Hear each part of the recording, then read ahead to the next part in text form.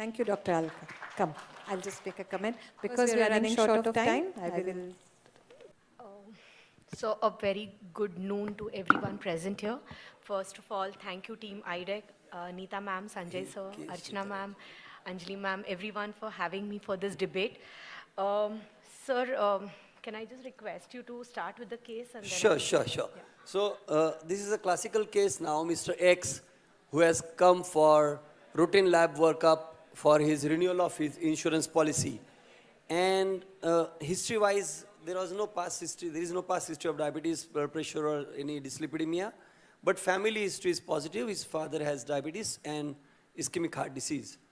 And the physical examination, he's obese, slightly obese, weight is 82 kg, BMI of 27 kilogram per meter square, BP is 140, 82, systemic examination is dead normal, and the lab parameters are a bit, abnormal. The fasting is 108 or 116? 108. Somewhere. So it's above 105, so surely. And PP sugar is 152, A1C is 6.0, and total cholesterol is 196, LDL is 115, triglyceride is 185, creatinine is 0.9, LFTs are normal. Now, Ami, how do you put this case as a diagnosis from the point of view of insurance policy renewal? Yes. So this gentleman comes to us and I'm going to be dealing with lifestyle modification. How do I help this gentleman since he's been diagnosed with prediabetes? So here is someone who is a little uncertain, a little confused, a little disoriented. He comes to us for help. And that's where we come into play.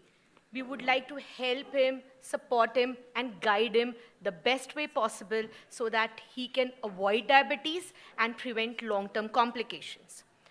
It's a famous saying by Lord Buddha that every human being is the author of his own health or disease. That's where our role comes into play. Here is when we can empower our patients, motivate them to follow the correct lifestyle modifications and changes and bring about the change we are all looking at.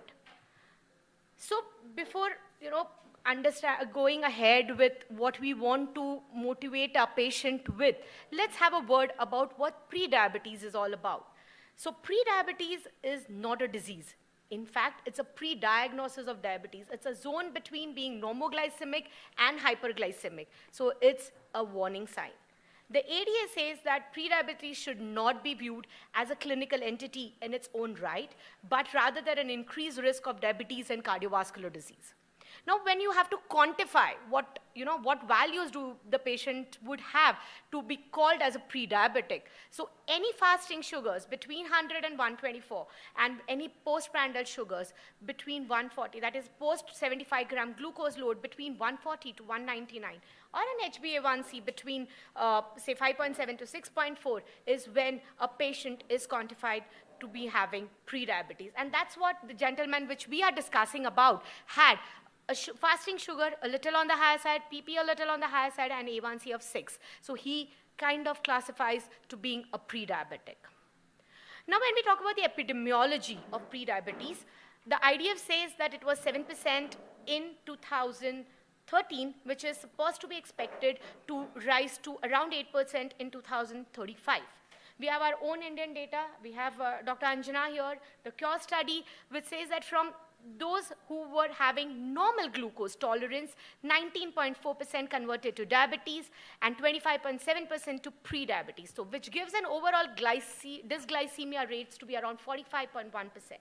And among those with pre-diabetes, 58.9% converted to diabetes, which is huge. It is said that 5 to 7% of the patients who have pre-diabetes convert into diabetes every year. So any pre-diabetic has 70% chance of converting to a diabetic, a full-blown diabetic, in his lifetime. And this is where we want to stop and get these figures down. Now, let's explain this gentleman a little better about pre-diabetes. So, talking about what are the risk factors of pre-diabetes, one is physical inactivity, any first-degree relative with diabetes, high-risk race and ethnicity, In any female patient who had gestational diabetes, dyslipidemia and hypertension can be a risk factor. A1C around 5.7, or anyone who had had an impaired fasting glucose or an impaired glucose tolerance on a prior testing. Conditions which are associated with insulin resistance like severe obesity, acanthosis, PCOS history, or any patient having history of cardiovascular disease. Now, if you see the risk factors, some of them are modifiable, some of them are non-modifiable. At least the modifiable risk factors, if we take care of, we can reduce the risk of turning from pre-diabetes to diabetes. So it's rightly said, your genetics load the gun, but your lifestyle pulls the trigger. And trust me, lifestyle is a cornerstone for every one of us, being a normal glycemic, a pre-diabetic, or a full-blown diabetic. So here is the part where we empower, we help our patients. And how do we do that? We all know that the main components of lifestyle management are nutrition therapy, physical activity, weight management, smoking cessation, and behavioral therapy. These form the cornerstones of treating our patients with prediabetes and helping them to convert to normoglycemia. We are not going to be going into the details of each one, but when we understand the details of every one of them and their role in our patients with prediabetes, let's start with nutrition counseling. So if you see studies on nutrition counseling, if you see, it's a running slide, but if you see on the left-hand side, the weight, BMI, the waist circumference was drastically reduced when patients were put on lifestyle modifications in the experimental group. In fact, we had one more study which need to be said about is, which was published in 2020, where they had, it was by Anwin D et al., where they had recruited patients with prediabetes and they gave them low carbohydrate diet for around 23 months, and the weight reduction seen was around 8.3 kgs, and 93% of the patients converted from prediabetes to having normoglycemia. Again, physical activity. ADA says that around 150 minutes of physical activity every week is what is to be advised or advocated to our patients with prediabetes or diabetes. And if we see the effect of this physical activity on the different inflammatory markers like adiponectin, leptin, or any other inflammatory markers, they have seen that it favors in bringing down these inflammatory markers in patients who had physical activity with or without lifestyle modification. Now, the importance of weight management cannot be undermined. Like with every 1 kg of weight gain, there is increased risk of developing diabetes by 4 to 5%. And every 1 kg of weight loss, there is a reduction in risk of developing diabetes by 16%. So as Neeta ma'am says, SMILE is the way to go for weight management. SMILE is scientifically proven, medically inspired. I is, I think, ma'am, integrated approach, long term, and it should be enjoyable. So SMILE is the way to go for weight management.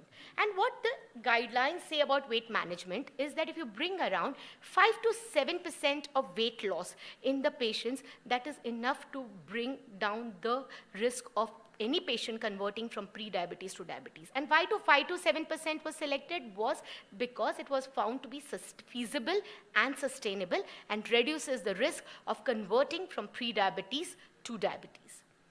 Also, when this effect of lifestyle management was seen in our own patients on the biomarkers of adiposity, inflammation, and gut hormones, what they had seen was in the intervention group, there was significant changes in the interleukin-6 TNF-alpha. So there is a role of all this, the diet, physical activity, and lifestyle improvement in bringing down the risk of diabetes along with cardiovascular morbidity and mortality.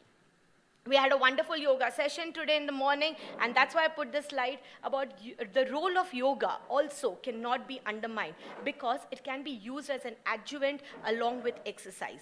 So yoga, in addition to bringing down the metabolic parameters, will also help the patient to relieve their stress, depression, and anxiety, and improve the patient's attitude and self-control. Now, there have been various studies which have, tried to understand the importance of lifestyle management in our patients with prediabetes. the diabetes prevention program, the Finnish diabetes prevention study, the Darken study, and many other studies. And all these have unanimously agreed to the fact that intervention is lifestyle intervention is the way to go, because it brings down the risk of developing diabetes more than in the patients who are on the placebo arm or the metformin arm. In the DPP study, they had shown the incidence of diabetes was 39% lower in the lifestyle intervention group as compared to the metformin group. And what was marked in this study was that though metformin and lifestyle were similarly effective in restoring the normal fasting glucose values, but the lifestyle intervention was more effective in restoring to the normal post-load glucose values. So lifestyle definitely, again I'm saying, is the right way to go in our patients with pre-diabetes. And also in TPP program, they had seen that it was the patients who were on lifestyle group had shown a better quality of life, and it was more cost effective too. In fact, one more study which was just published this year, and we had a technology symposium just before this debate. There was one D-Light study which was published in this year, where they had used a smart phone app technology of talking about lifestyle modifications to the patient, where they had a virtual consultation with dietitian. And there also they had seen significant changes in terms of bringing down the body weight and BMI. All these studies, when they did the follow-up after 10 to 15 years, they had seen that the patients who were on the lifestyle modification group did much better in terms of bringing down the incidence of diabetes as compared to the other groups. So I would not like to leave this gentleman here, but in fact, I would like to counseling and follow up with him regularly.